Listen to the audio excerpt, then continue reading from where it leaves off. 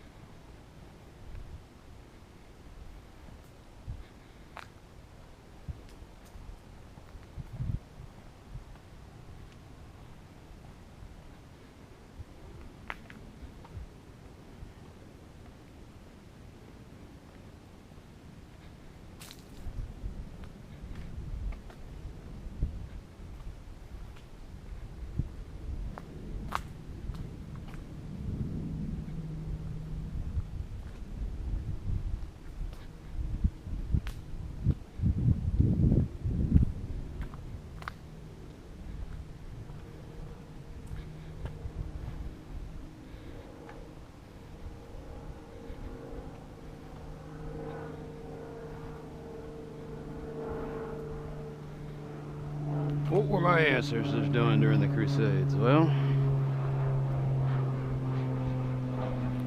some of them might have been farming in England. Some of them might have been suffering at the hands of some Islamic caliphate in Western Africa. Some groups might have been leaving Jerusalem.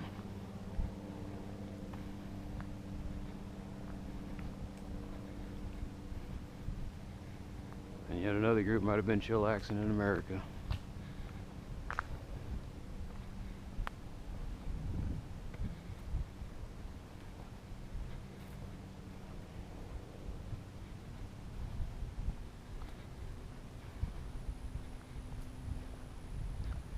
The unique thing about being a dark-skinned American, you come from all over.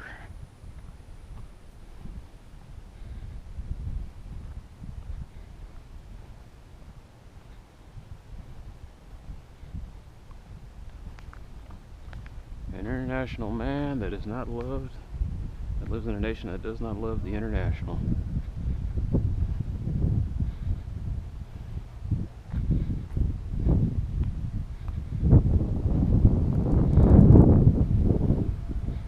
I can't believe they haven't sold that house yet.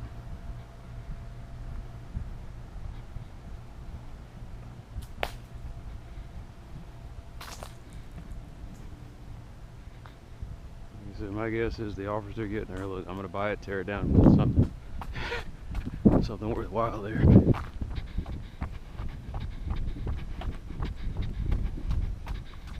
My guess is, no, I want $300,000 the way it is. And it's like, well, you're not getting it. Well, I guess eventually you might rent it out.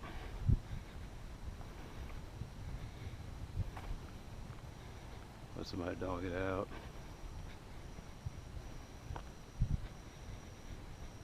No, I talked about that yesterday. You know, that house was reasonably priced. I might live in it.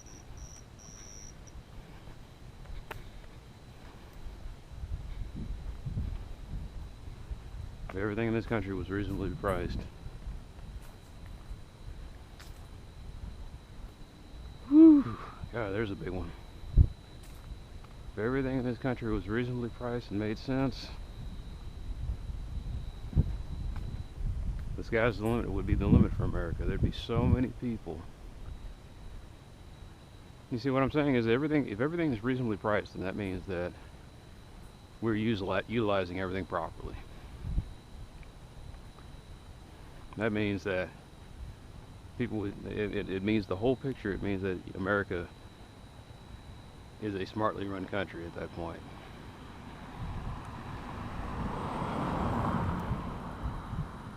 It means it's a nation filled with a lot of really smart people.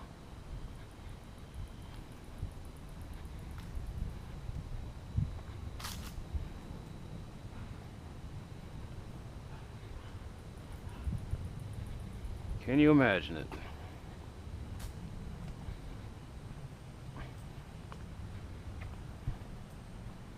Poor people with high IQs doing what they're supposed to be doing. You know, you don't have the poor minority waiting tables and cleaning out garbage cans.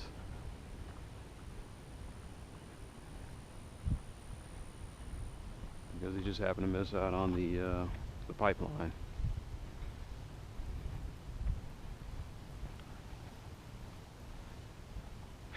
I guess what I'm saying is, if you're poor, you don't get plugged into a lot of those networks. So it doesn't matter how smart you are, no one knows how smart you are.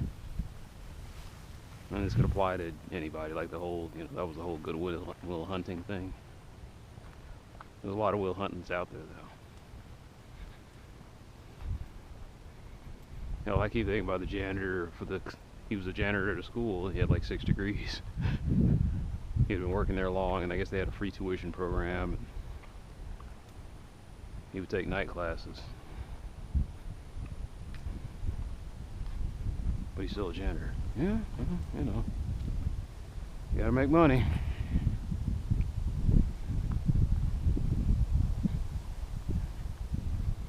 People say, well, you can make money doing what you love. Then you wouldn't love it anymore. I think that's the disconnect that people won't quite figure out. It's like, if you do what you love for money, you won't love it.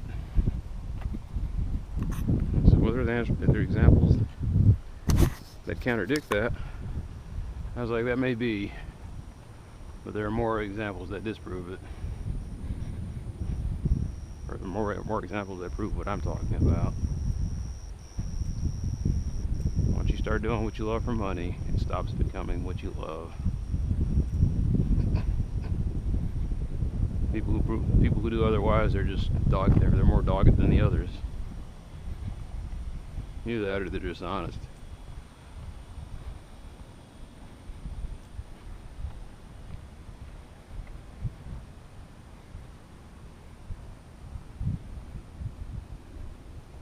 It's not that they love what they do, they love the money that they're making and what they do. And what they do. But hey, I love technology. And I'm in a career field where I'm making money off of technology, but not in a way I would want to.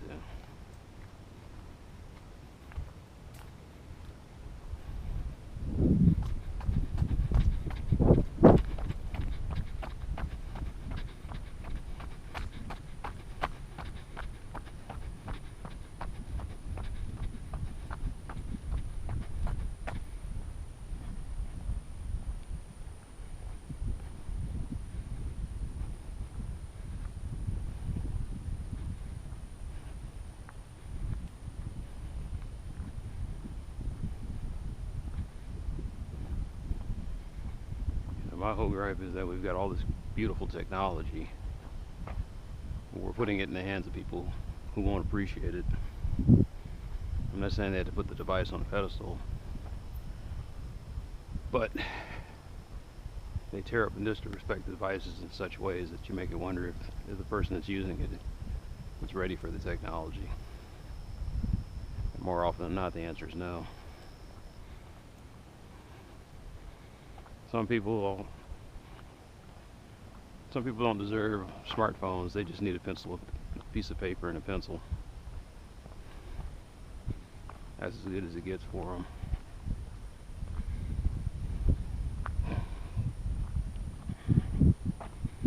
Some people should never touch anything that has electricity in it, that has electricity running through it, and it costs more than $50.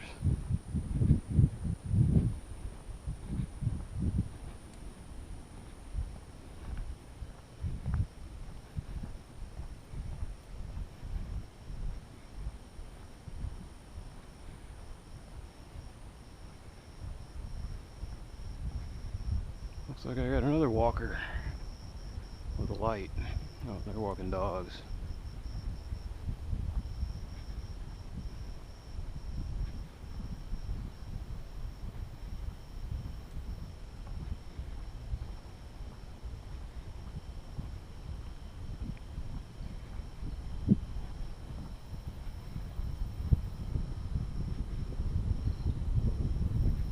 Man, it is. I want to say the Q word because I might jinx myself, but it is quiet.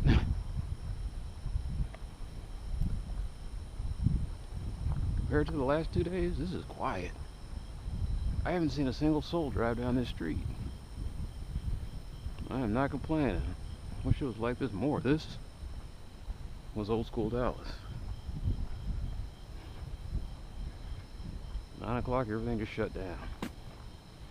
I didn't want to be walking at 9 o'clock. I got this thing going where I just don't like it. It takes me longer and longer to get my ass in gear, and it might be because of the dieting. I thought it was old age, but it might be, you know, more the diet than anything.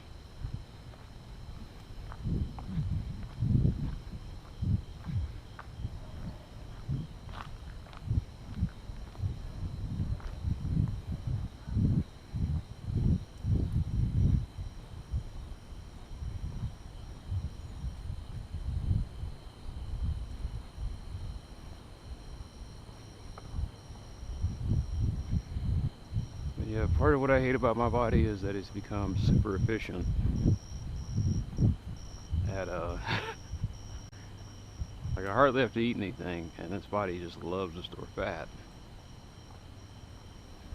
It's like, that's not a bad thing. And I was like, you're right, normally if this was the Ice Age, this wouldn't be a bad thing. And it's not the aesthetic thing that makes me mad about that whole deal, it's that I'll be sitting there trying to jog, and suddenly I put on 10 pounds of weight, and it's a lot harder to jog when you put that weight on. That's the only reason I hate it. Yeah, I got the loose skin and it looks terrible, but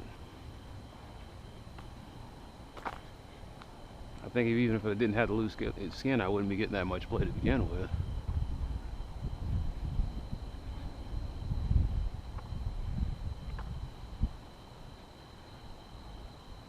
A lot of men got to fight harder than other men. You know, I rank myself in looks pretty highly. I think of myself as maybe a 4 or a 5 out of 10. But I may not even rank a 5. And you spend a while and you just like, you sigh and you say, you know what?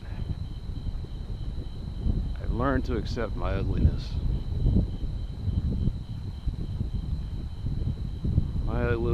My ugliness allows me to focus on other things. And this is not a matter of, hey, maybe if you cleaned up a little bit. No. Part of the ugliness is my personality, or lack thereof.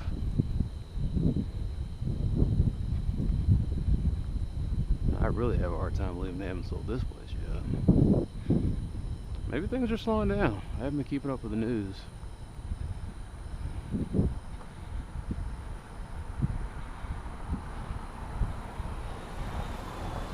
It's so hard to find news sources that just give you, like Joe Friday used to say, just the facts, ma'am. Okay, he may not have ever said that, but I remember one episode where he says, just the facts.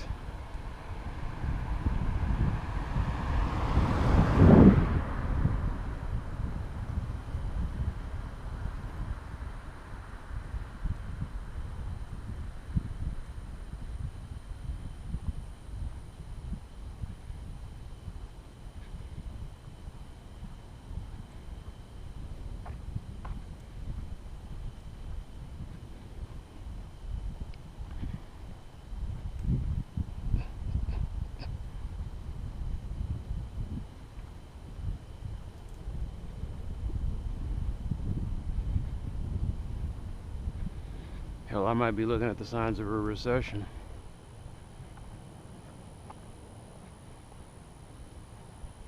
Started in August, huh? I guess so. Or September.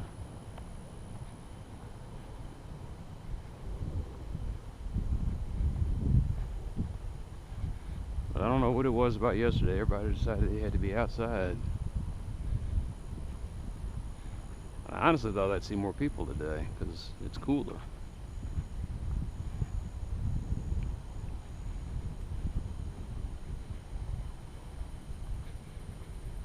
Maybe it has something to do with where I went.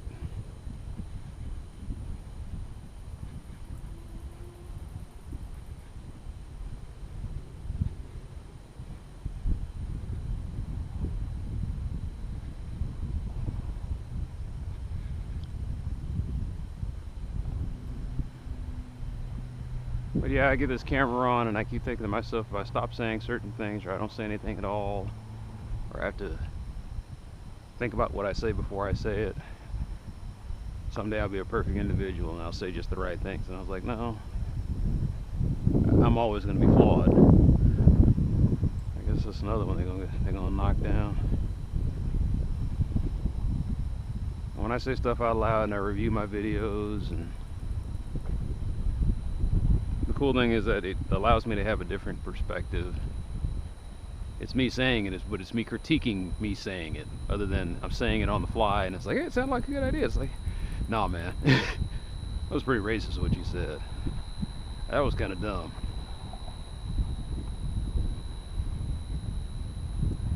And I'm not a rational person. At this point, I don't even think I'm a smart person. You know, I had people telling me I was pretty smart, and there are a lot of things that I figured out, but I don't have a lot of confidence in whatever intelligence others think I might have. Because there's a lot of self-doubt. You say, if I was so smart, why can't I make X work? Or why can't I make Y work?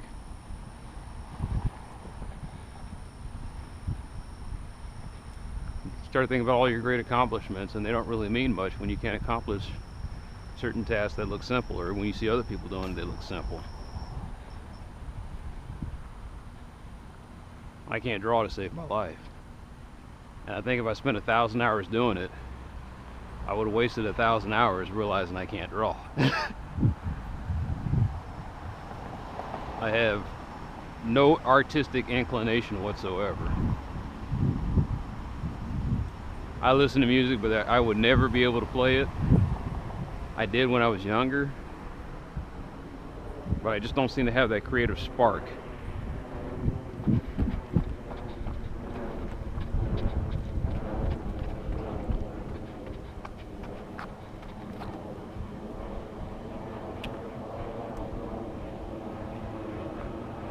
I don't have a taste for business.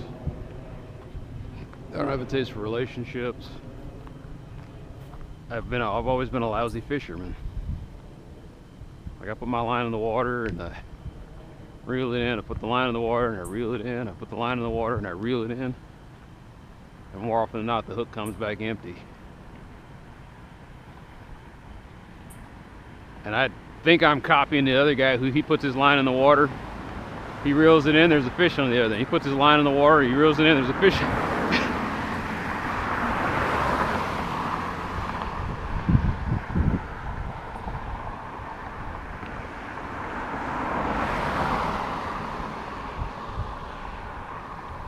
One ability I've always liked is I've never been able to make anything grow.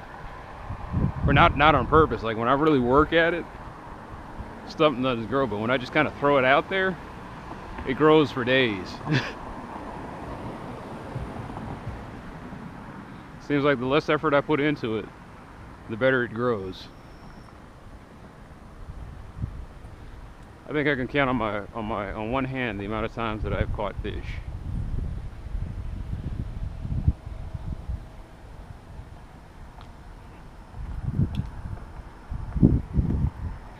And yet for all the faults and failures that I say that I have, what weirds me out is I tell people something and I give them information on it and they're like, man, I'm glad you told me that. You taught me a lot. And I was like, what? They say a bad word. I was like, I don't think I teach anybody anything. I was like, I was rambling. I was giving you bad examples. I was doubting half the shit I was saying. I went back and did some research, and this other guy says, oh no, that's completely wrong. You gotta do it this way.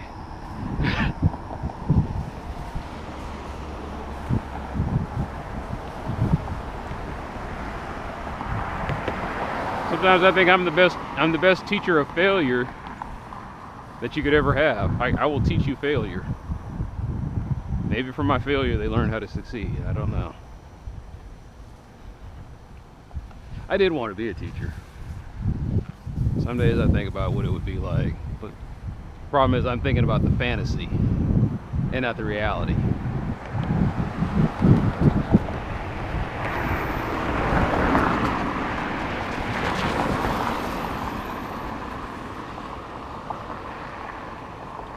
You see, the problem with being a teacher today is a teacher is already supposed to be in an elevated position. This is somebody who's passing on their wisdom to you.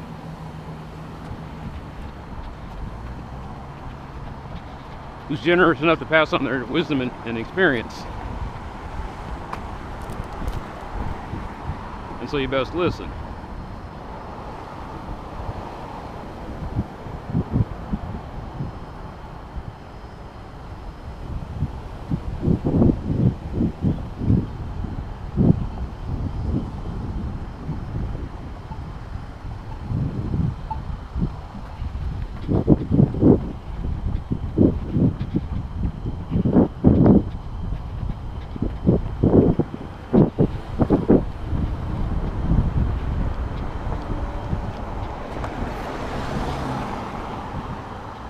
But I live in a country or society where every man thinks himself wise.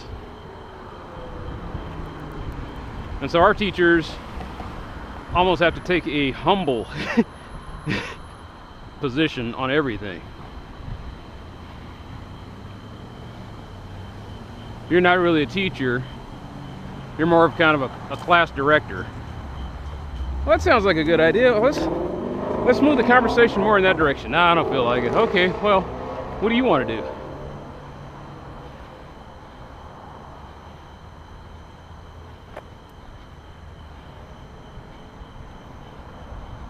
Teaching in a country of morons and where you're free to be a moron.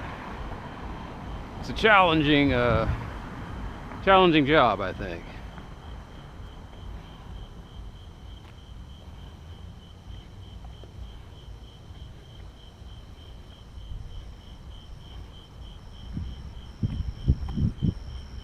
I guess what I'm saying is I couldn't teach in America.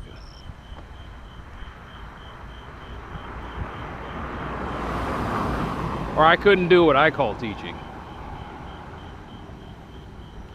I talk to some teachers and they're like, no, you don't have to do this stuff. No, it's not that hard. And I talk to other teachers like, oh my God, it's impossible. And I realized the guy that told me, no, it's not hard, is the guy that doesn't care. Because he just the way he didn't want to talk about the kids. To him, it was just clock in, clock out, get it done. You see, he became what they want you to be as a teacher. Just give them a bunch of handouts, give them some exposure on this test, on the standardized tests, give them assignments to do the reading.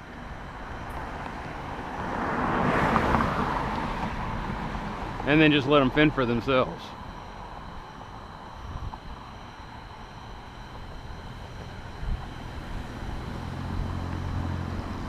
If they got questions, maybe you can answer them, but apparently they never have questions. If you guys got any behavioral problems, that's not for you to figure out. That's for the parents. They have to take care of that.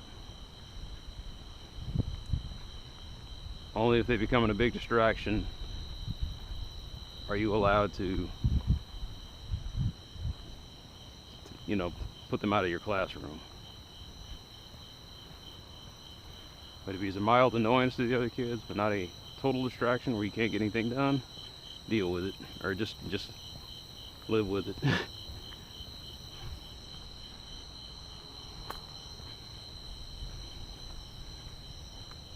Yeah, you're right, it's surprisingly easy to be a teacher when you just don't give a shit.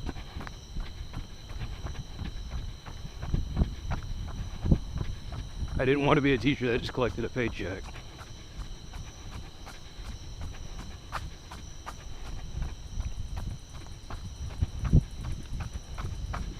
But truthfully, I just didn't want to be a teacher.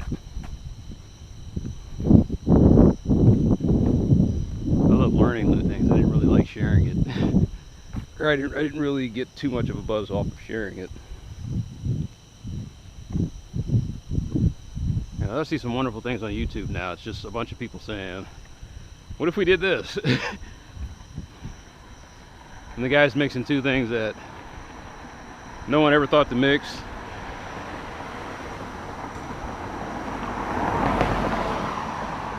And the predictable result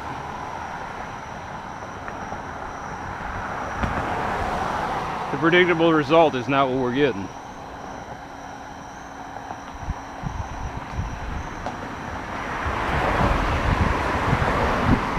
There's all the assholes. There was the guy that mixed, he was mixing, what was he mixing? He was mixing super glue and something else. And he was kind of teaching you how to make nylon or spider thread or...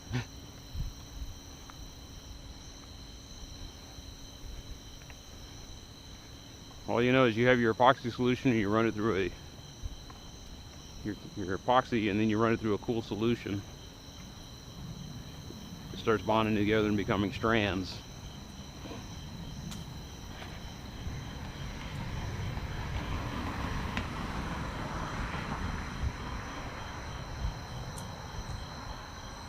I think about spider silk. Here's a substance that's thin, extremely light, and you're sitting pushing on it with all your forces, and it doesn't snap right away. It bends, stretches quite a bit, and then snaps.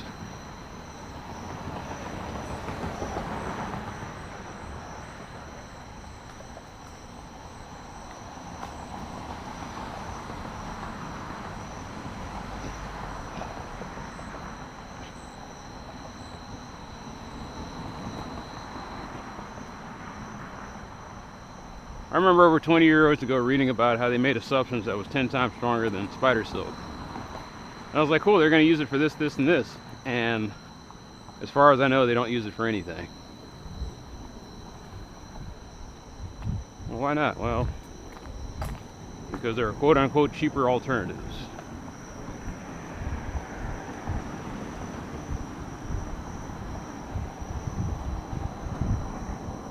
That word that makes me sigh, cheaper. That thing I become a slave to sometimes, cheaper.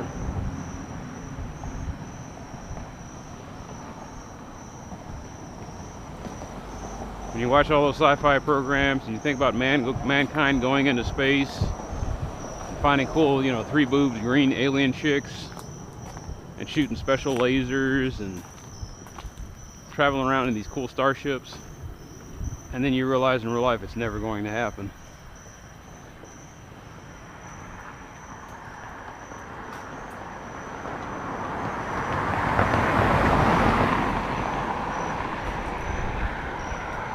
It's never going to happen with this civilization. Because you got all these naysayers that say why you can't do it. And it's too expensive to try to figure out a way that you can do it.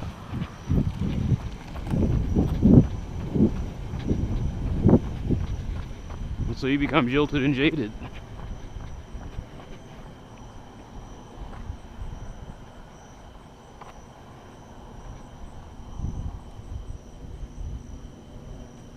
That's what bugs me about life, or civilization, or mankind. Is there are way too many people who just kind of sit there comfortably with their nose up in the air. No, things are good the way they are. Okay. I know I'm right on this. I was like, okay.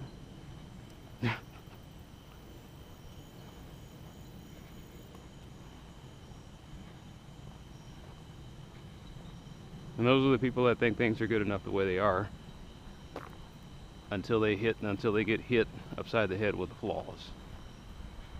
I think medical science or medical technology is as good as it's going to be. I don't think we need to be doing it anymore. And then all of a sudden they lose a hand. And I was like, yeah, we could have built a robotic hand, but you thought this was good enough, so here's a hook. Good luck with that.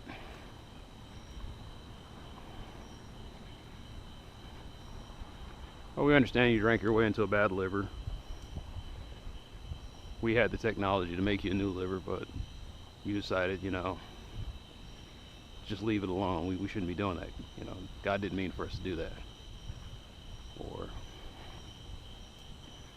we shouldn't be wasting money for those experiments.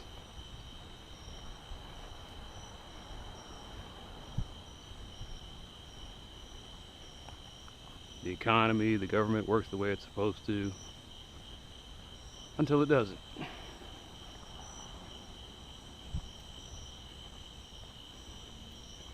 These are the people that when you talk about disaster preparedness and why we should always have a backup on hand, they said, why are we making backup for a situation that's never going to happen? Just stop doing that. You're wasting money here. We're going to use that backup stuff right now because we need it now.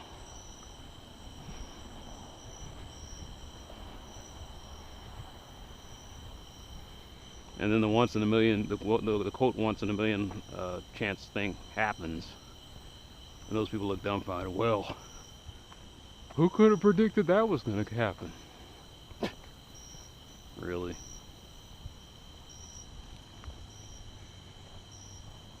And unfortunately, the world is filled with those people. They run everything.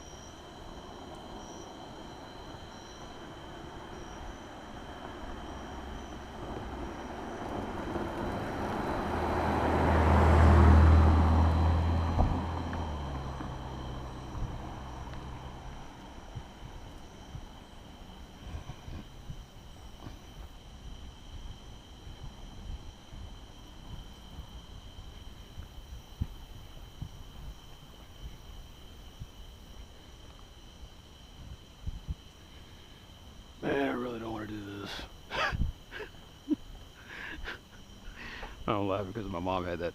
She got the thing off of Facebook, and I guess I need to find out who sent that. And it was some comedian. I said that before. He just had me laughing. It's too hot. I'm tired. It says I can't. He says my face is numb. He says I can do this. Let's work it. He says God, that hurt. Why am I doing that? I think the caption was me before a workout or something. I go through there every single time now. Before it was just like I was mad, I was pissed. I was like, we will become a better person. And I was like driven like Batman. I was like, I will never be a lard ass again. And that was driving me. And then as I get older and as I start reading more, and I start seeing less gains, I start saying to myself, you know what? Maybe being a fat ass is not so bad. Maybe we had it good the other way.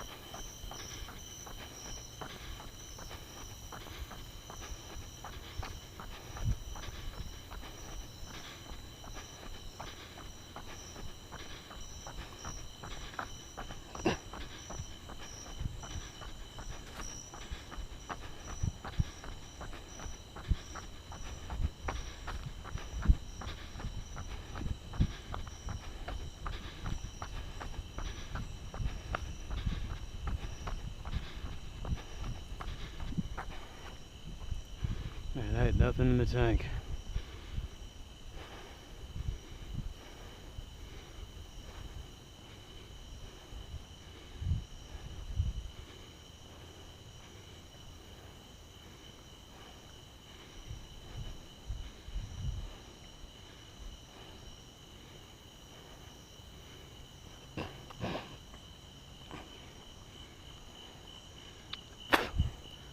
Yesterday I was running my mouth and going through the motions, and today was a continuation of that.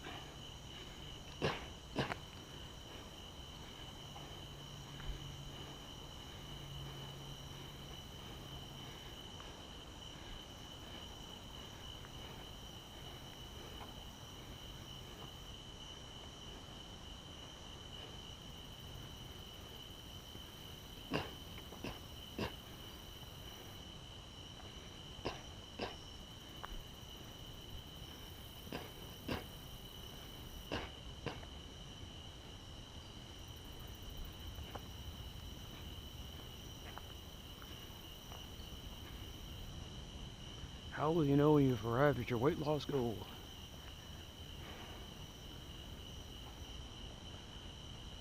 When you had to shop for clothes and you went down 1 or 2 sizes, and then you had to shop for clothes again because you've gone down another size, it's probably time to stop at that point.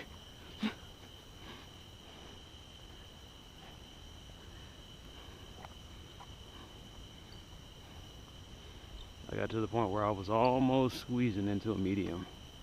Not almost squeezing, I was squeezing into a medium. The medium was a bit tight. And I was like, if I got the surgery, if I got the body lift, I could fit in medium-sized clothes.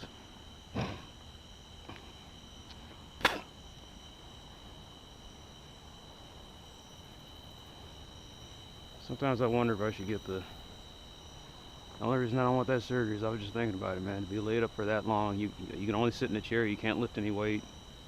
I was just thinking about the workout, but I wasn't thinking that I would also have to stay off of work for almost a month and a half. And it's like, that's using up all my vacation time just to recover from some surgery I had. So now I gotta wait. I'd almost had to do it after I retired. And the only reason I would do it after I retired is because maybe I can't be as active as I was before. And so what would wind up happening would be I'd be eating more. Like, you retire from everything but eating. And so I'd probably get the surgery just so I don't balloon up in my older age, and I'm not as active and can't keep the weight off as easily. What's that all about? I try not to take it personally, but I got a feeling. After all, I got out of here late. It had to have been a little past 9 after I got here. Maybe he was waiting around and telling me I need to leave the area if I stayed around too long. I don't know. Maybe he heard reports. I don't know. I just know I saw him the first time. I think it's the same guy. I saw him the first time, and he drove by like it was nothing. And I was running by like it was nothing because I was too tired to be focusing on him.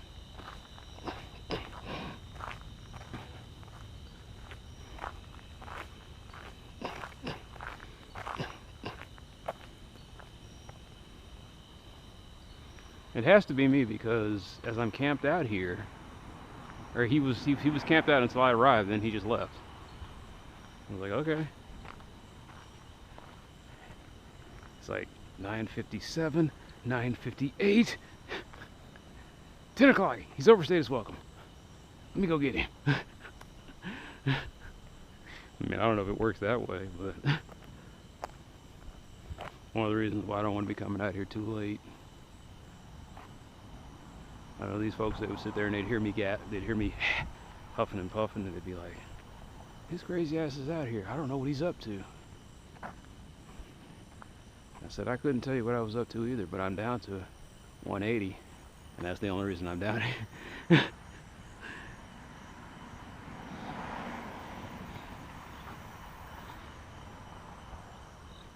Believe me, if I could do the hill in a poor neighborhood, no, I still wouldn't do it in a poor neighborhood. Well, I don't know. If I wanted to build this, seems like it's kind of challenging. But you can't do it in a poor neighborhood because everybody, all these fucking assholes, have got like 15 cars parked in one house.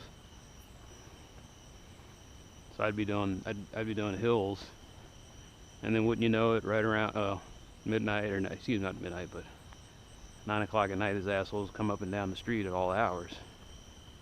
The folks that live there, they don't have any kind of set schedule. Kids be out there at midnight, you be like, man, what the hell? That's like, I know that kid's got to go to school tomorrow, and you got to get him up at 6, and you got him out here at midnight?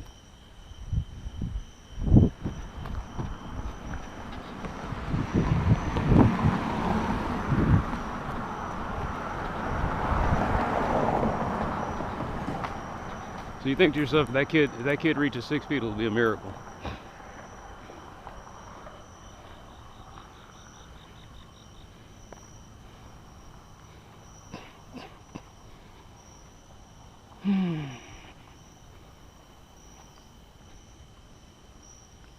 You come down this neighborhood, these folks at home, possibly in bed by 9. There's nothing else going on.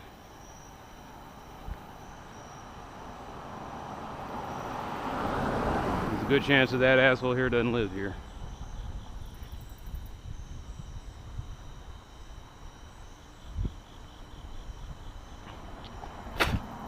Like, I noticed there are very few rich night owls. Because if they were, they'd be saying something to me by now. I don't know. I stay indoors. Maybe they do too.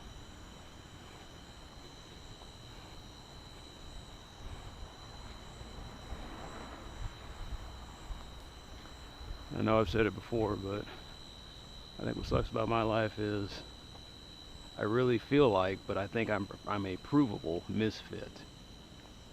There's a lot of things, a lot of traits that I have that are rare. And when they're rare in a stupid society, it makes your life miserable.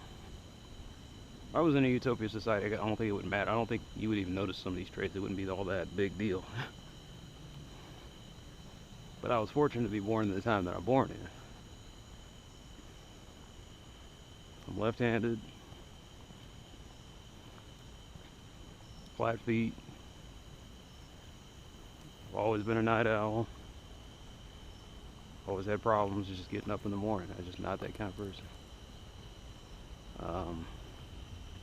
I used to be in the minority, and I was an obese child, but apparently I was a trendsetter.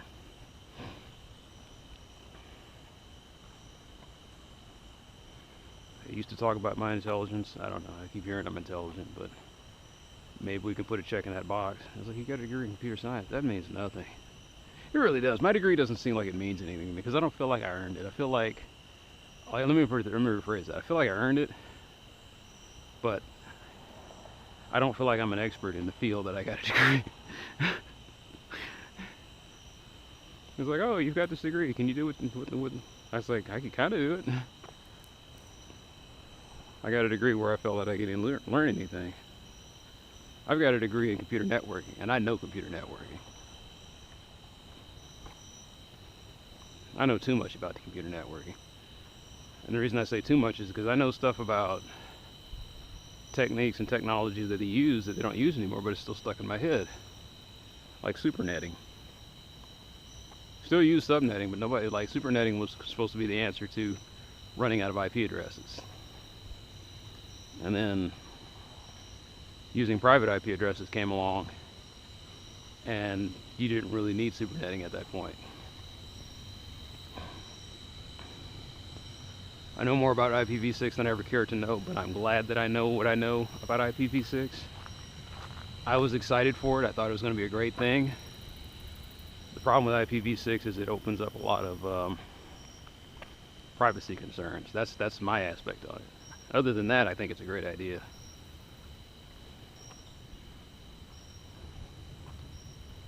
And I couldn't figure out why it took them so long to come up with a standard, because I was like, well, why don't you just use everybody's MAC address, since those are unique. And that's exactly what IPv6 does. It just, something they knew they had to do, they finally implemented it.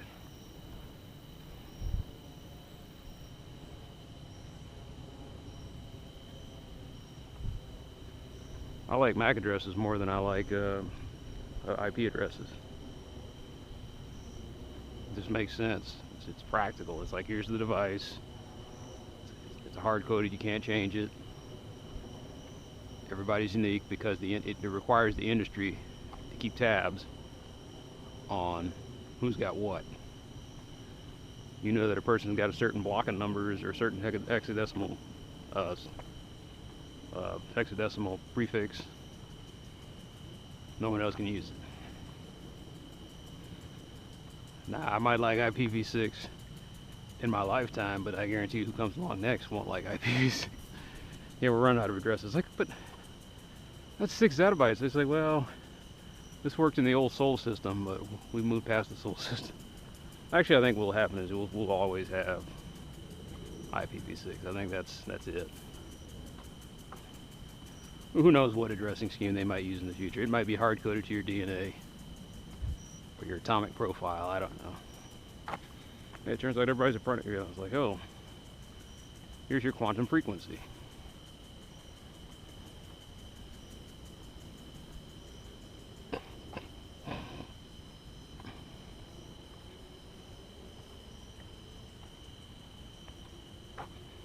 But yeah, like I said earlier, I lament that mankind will never make it off the Earth and start exploring space.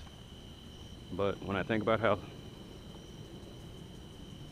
how flawed mankind is, maybe that's not a bad thing. Maybe we just don't deserve to get off this planet. Maybe if I went into the way forward machine, skip ahead a million years, I'll be watching as the first cockroach astronauts or cosmonauts start establishing colonies on other planets. Those beautiful, sexy, intelligent cockroach men.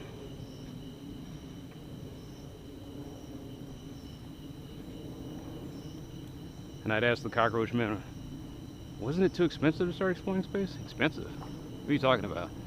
I was like, you guys got money, right? It's like, money? No, man. We read about that, what you guys had. It's like, that was retarded. I was like, it was retarded, but it kept our civilization going for 1,000 years. And I was like, yeah, and if you didn't have it, it probably would have gone for 1,000,000 years. And I was like, yeah, you're right. Good point. There'll be someone who sits there and say, what do you decide? I was like, what do you think is better than money?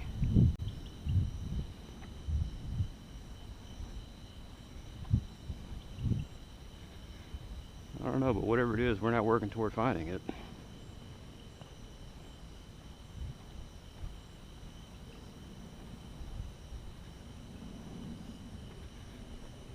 Well, no, we're not completely driven by money. I was just using a bad example.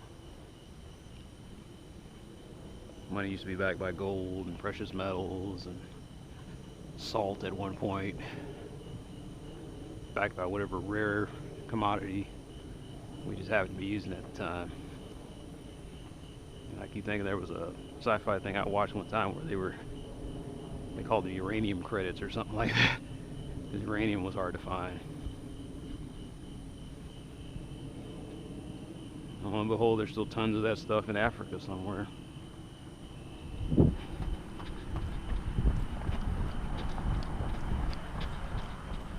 You never know if a jackass is going to stop at the intersection.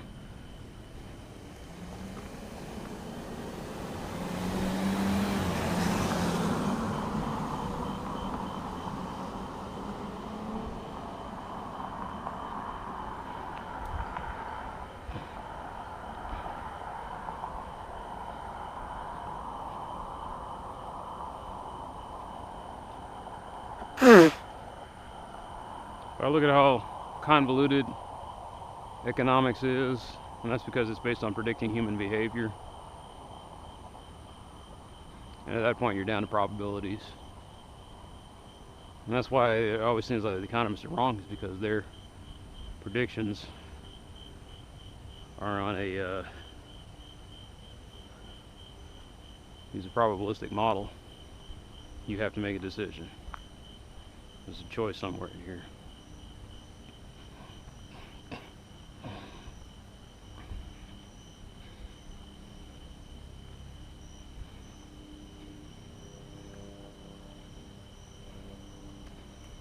Right now, the thing that bugs me is I can't put faith in the stock market. I can't put faith into the stock market until it stops being a speculation-based system. You know, before it was just you buying a stake in a company. That's it. You believe in the product, you buy stock in the company. Oh, you mean someone thinks that this stock is worth more now than it was when I bought it? Cool. I made a tidy little sum. Wasn't planning on. I mean, you know, I just wanted to have a stake in a company I believed in. Maybe they always wanted it to be about money. I don't know. I just know that it's kind of a good idea. It's like, look, I'll sell you a share of the company, and then you have a stake in it. Like, who was that first person that came up with interest?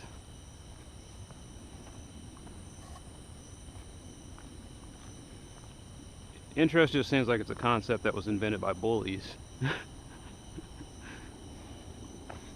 And that's the other thing, is that interest just seems like one of those things that you want to talk about damaging special self-esteem. Oh, you're desperate enough to come to me to borrow $100, huh? Well, what's in it for me? I'll tell you what, I'll give you $100, but you're gonna give me $150 6 months from now. It's like, wait, what? It's like, yeah, that's how it works, man. You know, I can't just have you taking my money, and it's like, I know you probably get it back to me, but I want to, you know, what's in it for me? And that's where we went wrong. But then part of me thinks that maybe it was done to sweeten the pot. If you give me, hey man, you give me $100 a day, I'll get you $200 by the time I'll give you $200 by the time I get your money back to you. Wow. Hence the word, now you've got me interested. I think that's how it came about more along. I think it was more along the lines. Some guy said, I need money, I don't have enough. If you give me, something got me broke out. If you give me $100 a day, I'll give you $150 in 4 weeks.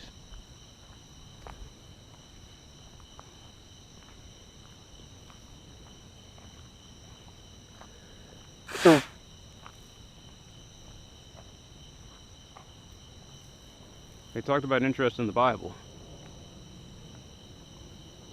So we know that the old Hebrew kingdoms had it, and the Israelis had it, or the Israelites, I guess is what they call themselves.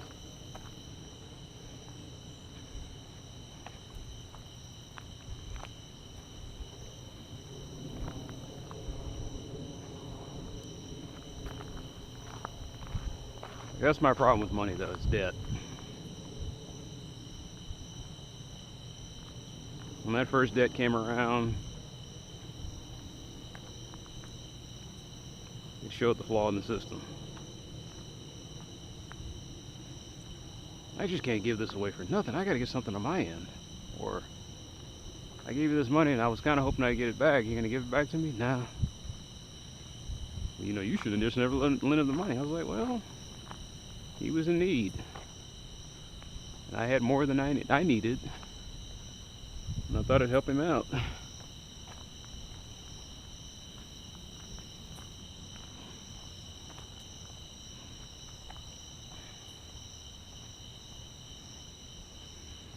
what do you think we should, how do you think we should play it out?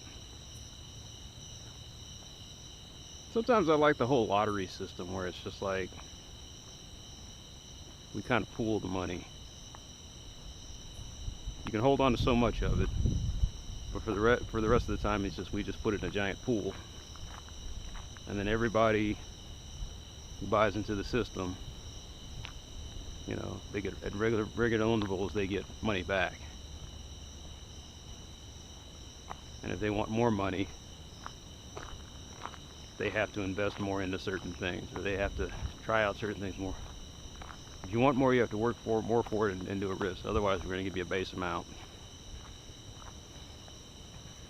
Why do you do that? Well, to eliminate the whole borrowing and interest thing. Just keep the money practical. Look, there's universal time credits. Every month, everyone gets allotted 30 minutes. If you want to hold on to your 30 minutes for the month and have an hour after that, that's fine. We'll put a cap on how much you can use so that you don't lower it over anybody else. Or maybe no cap at all, I don't know. The only reason I wanted a cap was if it was scarce. Then you put a cap on it. If it's not scarce, if it's like you just have unlimited money, then fine. Every month you just, every year you can just carry some over.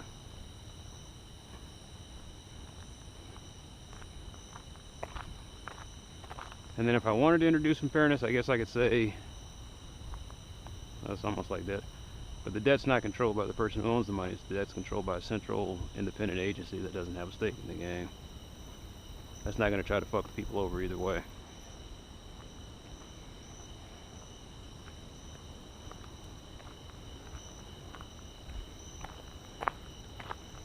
There's a reward for saving. Like, I guess the reward system counts on everybody, but if you have more time credits than you came out with, you have more time credits at the beginning of the period than you did last period, you get a bonus. Here's 2 extra time credits for you. If you had a deficit, so how would you do it for people who had a deficit? That's a good question.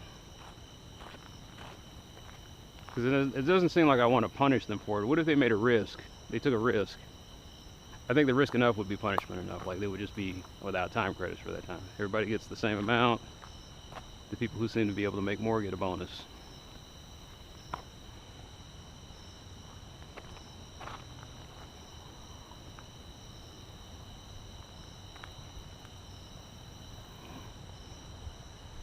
If you start losing too many, I guess we'll say if you start losing too many time credits, then we have to start, an intervention must be made. I don't seek to punish, but I seek to correct. I was like, what corrective measures do we have to do to make sure you don't keep losing money on this?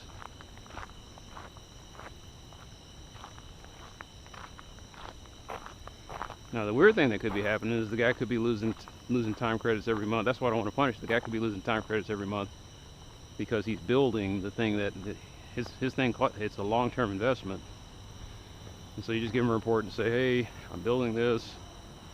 In 6 months, you might see a change." But maybe we'll just leave it the way it is. I don't know. I was like, there's got to be a better way, right? And I was like, there probably is. People not smarter than me, but who has had the time to work on this more, have probably come up with other systems. We're not using it for whatever reason. Maybe it harkens back to what I was saying before about someone always finds a better way, or someone researches finding a better way, and then you got the asshole who says, no, this is good enough the way it is. Stop trying to change it. And I was like, okay. It's good enough until you see the flaw.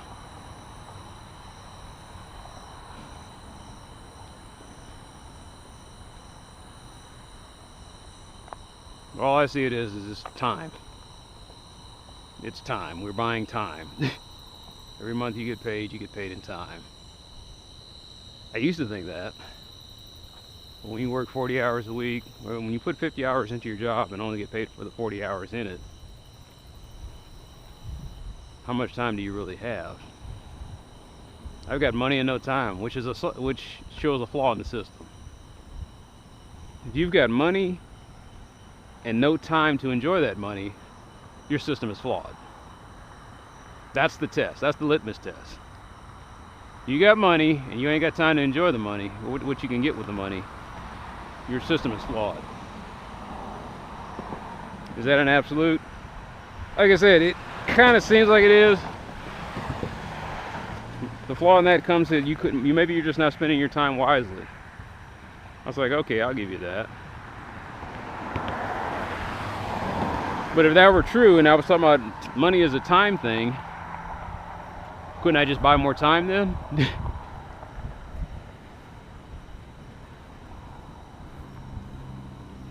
I can make $1 billion. Actually, if I had $1 billion, things would be different. I wouldn't work. If I had $1 million, I wouldn't work. I'd stop. Just, what are you gonna do? I'm gonna quit my job. all these people who win the lottery says, I'm gonna still stay at my job, and I'm just like, that money's wasted on them. Quit your job and start finding something else you love. I mean, you know, maybe they're simple-minded. They just,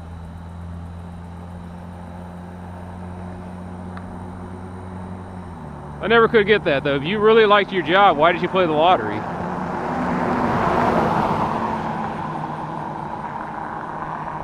Then again, maybe you have multiple. I wonder how many people actually followed through that. Like, yeah, he won the lottery and he still stayed at his job. Or did they all quit?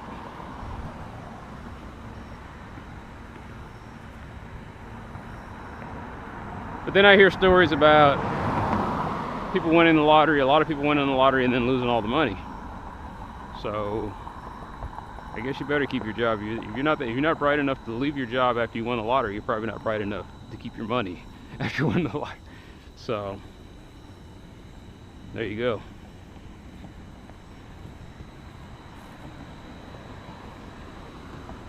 I'm not gonna say I travel the world and or I'll do this or I'll do that or I'll buy a big fancy house. I'll take $1 million, put it in a savings account, live off the interest. Maybe take the rest, not take the rest, but I'll take some. I hate to say put it in government bonds, but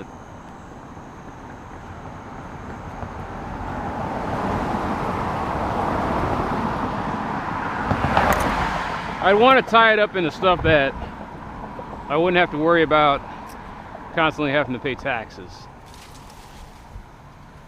Just forget about a big lump sum of it for like 20, 30 years.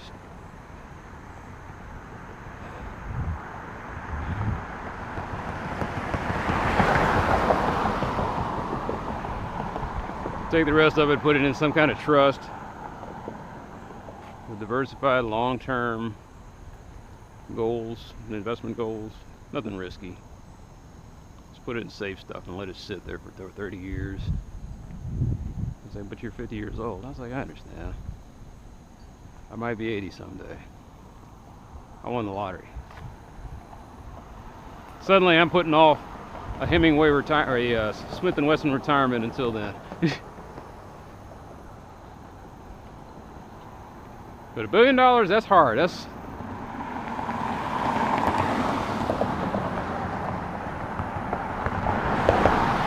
$1 million, I'd spend it on me, but $1 billion, that's when I start taking risks on other things. I'd probably buy a small city. I'd buy a city. It's like, what do you mean you buy a city? I mean, I'd buy a town, excuse me. And then I'd play real life Sim City.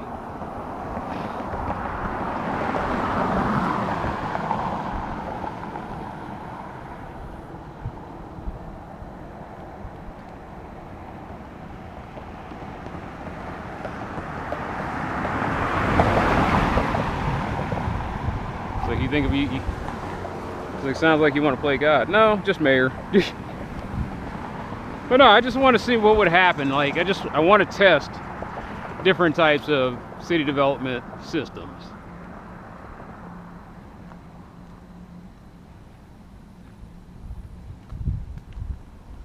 Like, I want to say that I do the noble thing and I wouldn't let any hipsters or rich assholes in my city. But I think that'd be unavoidable. I think what would happen is I'd build this little small town and I'd invite outcasts to the town. Like, I'd have the mentally ill, a lot of assholes still out here. Mentally ill, homeless, convicts of different stripes. Anybody can come to my town. I don't care what you did in the past. I don't care what problems you had. Come to my town, we'll try to make it work.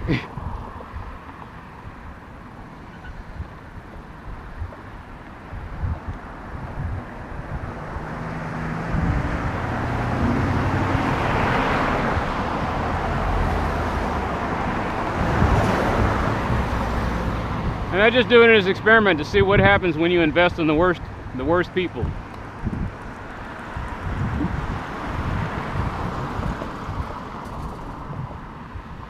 The town of second chances. I think negatively. I think, since I always say I don't believe in people, doesn't mean that I'm not curious about them, though.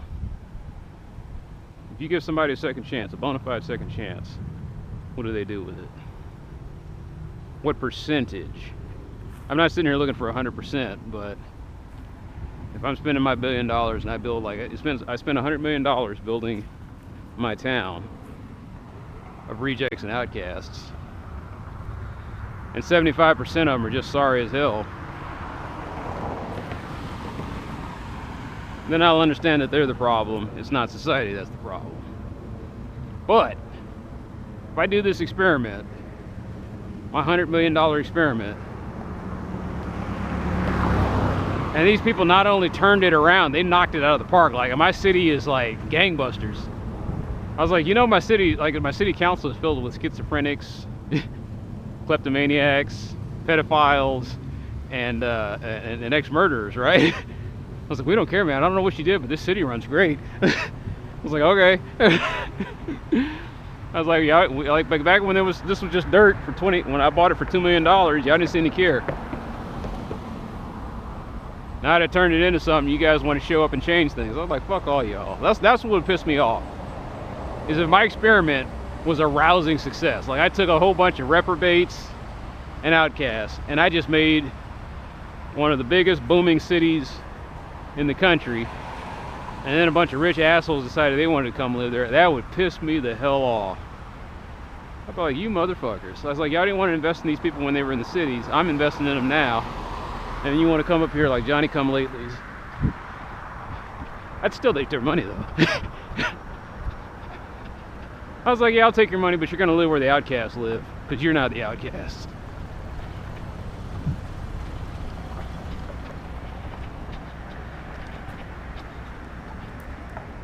Put them up in rich retardville where they can't do any damage.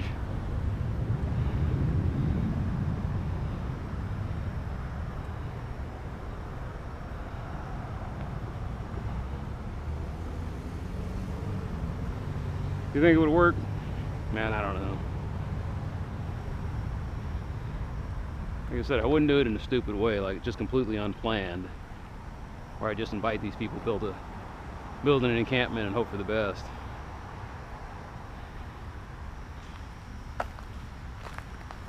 I'd have to have some mental health experts.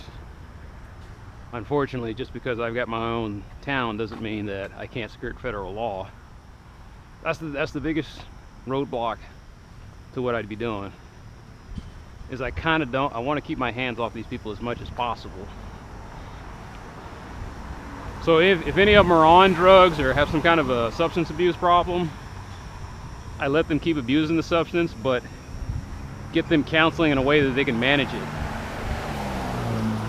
Because look, I may not be able to stop you from snorting coke, but I'm going to help you snort coke responsibly. You may have a drinking problem, but we're going to try to mitigate it to where it's not a problem. They have to decide they want to stop. And I'm not going to sit there and push the federal government on them or any of that other stuff. Because I was like, I don't want to be sitting there with cops all of a sudden. But my fear is it would go wrong. But I have a hopeful hypothesis that maybe it's not their fault.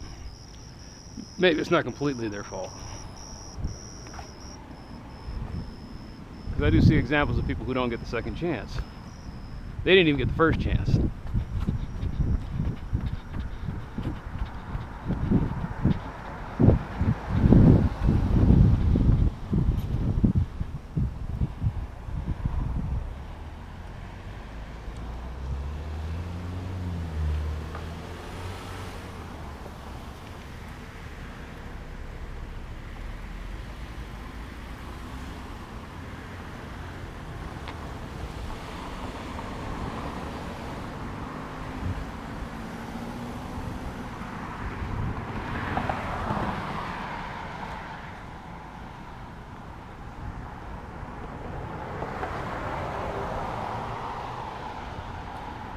Town of outcasts.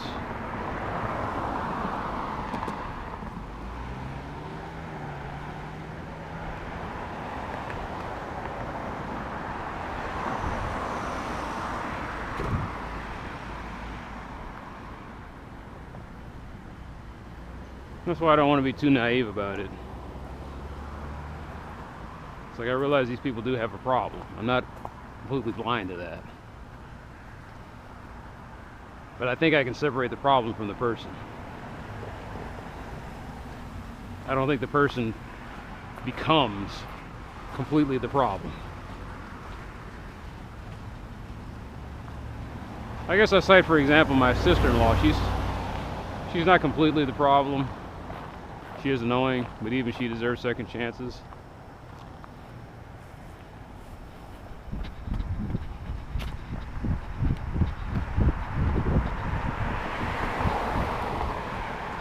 I guess you stop calling them second chances, just call them chances.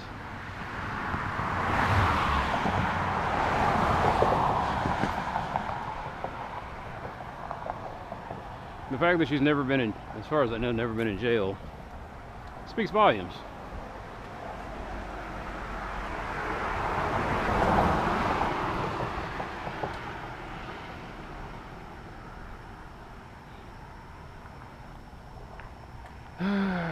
So yeah, I would hire a bunch of mental health professionals, maybe even some folks that have some theories of their own, some nice theories, not, I don't want to accidentally hire Nurse Ratched. And say, look, if I wanted to build this, how am I going to make this work? Like, I know there's that town in Europe that they have mentally ill people that they allow people to stay in their houses. That's the charter of the town. Like, people in the town become, they're basically like mental health experts.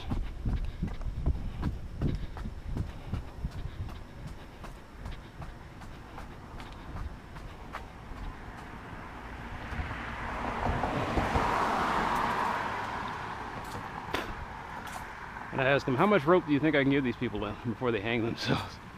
It's like, do I let them run around late at night? You know, let them live in their own, public housing with little supervision. That's the other way I would build my town. It would be pretty heavily socialized. I'd put projects in my city or my town.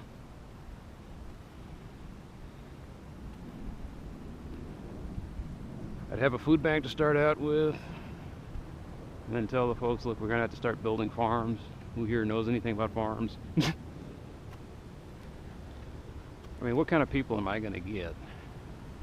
How much does it cost to start up something like that? If I got $1 billion in the lottery, or if I had $1 billion, period.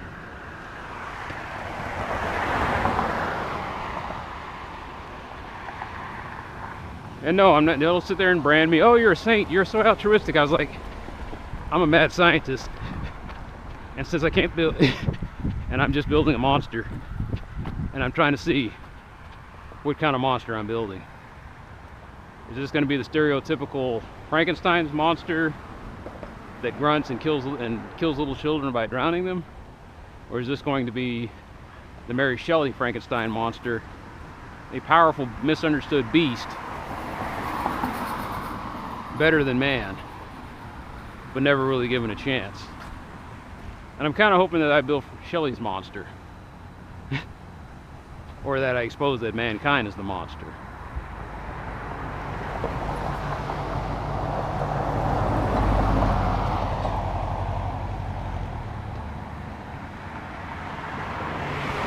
Yes, I know, there are a lot of people, I don't appreciate being made an experiment. I was like, look, this is the only shot you're gonna get. Please prove me wrong. Please show me that we've got this whole, this is your chance to show me that you got a bum rap. You kept begging and pleading that you were innocent, or that you were the victim of circumstance, or whatever. Here you go.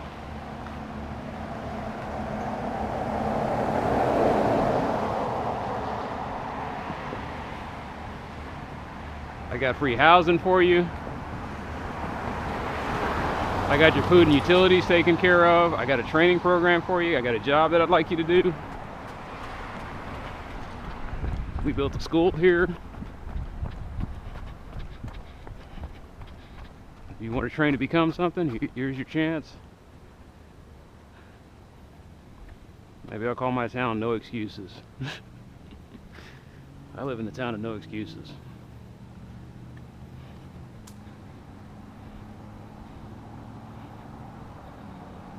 My biggest fear, though,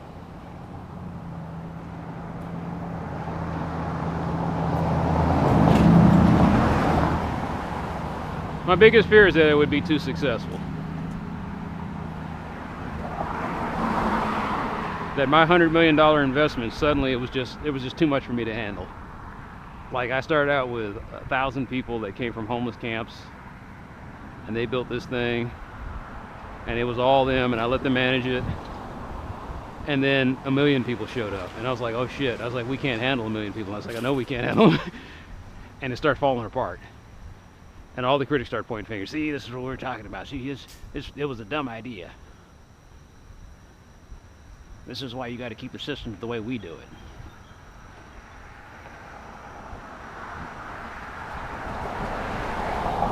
The nattering nabobs of negativity.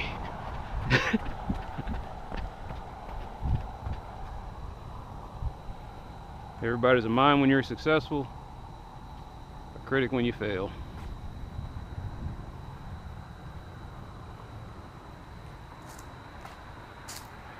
But that's my biggest fear. It's not that it would fail outright.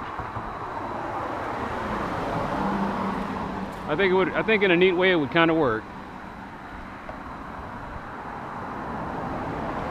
My problem would be, like I said, is the damn thing. It would just be like, logistic wise, it would become a nightmare for me. I'd be like, guys waking me up at 3 o'clock in the morning. We're out of money for this. I was like, what? I thought we had enough. All right, I'll talk to somebody. The drug addicts, man, they've been slitting their wrists, or they got into this and this happened. I was like, oh shit. I was like, the media's gonna have my ass. The pedophiles started touching the orphans. I was like, well, I thought we were keeping them away from each other.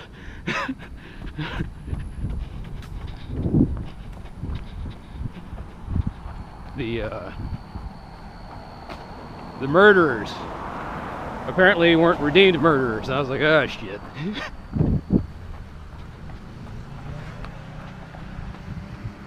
The prison you want to build, the county or the state had some recommendations. Like, here we go.